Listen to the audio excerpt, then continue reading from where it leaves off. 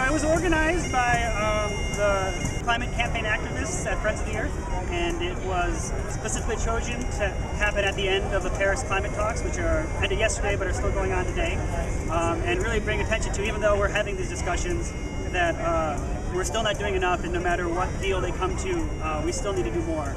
There are huge changes that need to be made to reverse the impacts of the event. We got involved with Friends of the Earth for climate change. They have a big advocacy for responsible environmentalism and trying to get the U.S. and other countries to do their fair share to reduce the impacts of climate change and help out the poorer nations that can't help themselves.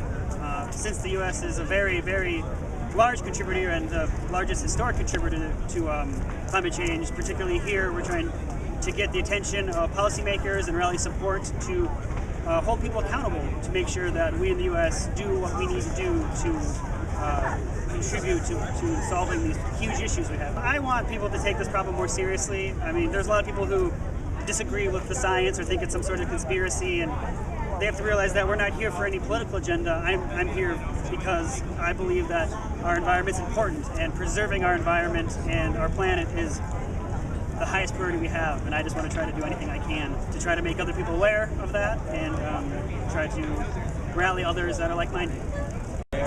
I work for Beyond Nuclear, which is an anti-nuclear organization, and the reason I have this sign today is to try to stop the nuclear power industry from being a snake oil salesman, false prophet. They're trying to present themselves as the answer to the climate crisis, and nothing could be further from the truth. It's the end of the Paris Council of Parties, COP21, the United Nations climate gathering in France, and we're at the White House to try to pressure the Obama administration to take a stronger stand. The climate catastrophe, the climate crisis is just going to deepen as time goes on if we don't change our ways, as a society in the United States, but also internationally.